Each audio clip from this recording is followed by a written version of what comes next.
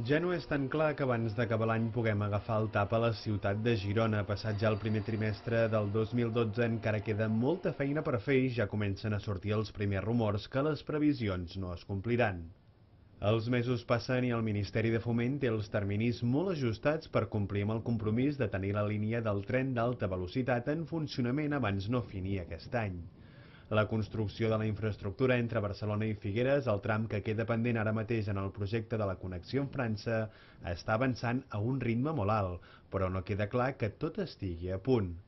Per ara, l'empresa adjudicatària de l'obra, que no és l'empresa adjudicatària de l'estació provisional, que es podria donar el cas que fos una altra, per ara els terminis es compleixen.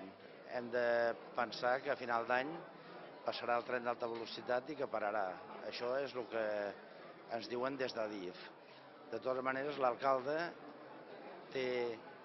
ha de tenir una entrevista amb el president d'Adif i també té hora demanada amb la ministra. En aquestes visites tot això s'anirà aclarint. El problema té sobretot una causa que són els dos contractes que encara han de sortir a concurs.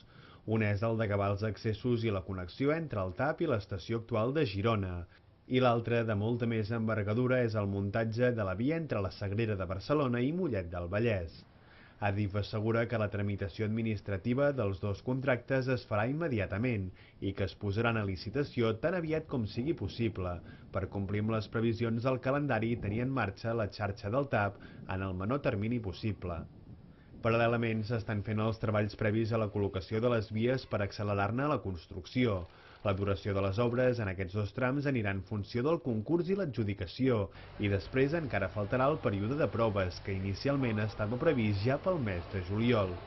A hores d'ara ja s'ha construït un 93% de la plataforma entre Barcelona i Figueres i el muntatge de la via ja està finalitzat en els 30 quilòmetres entre Sant Julià de Ramis i Figueres.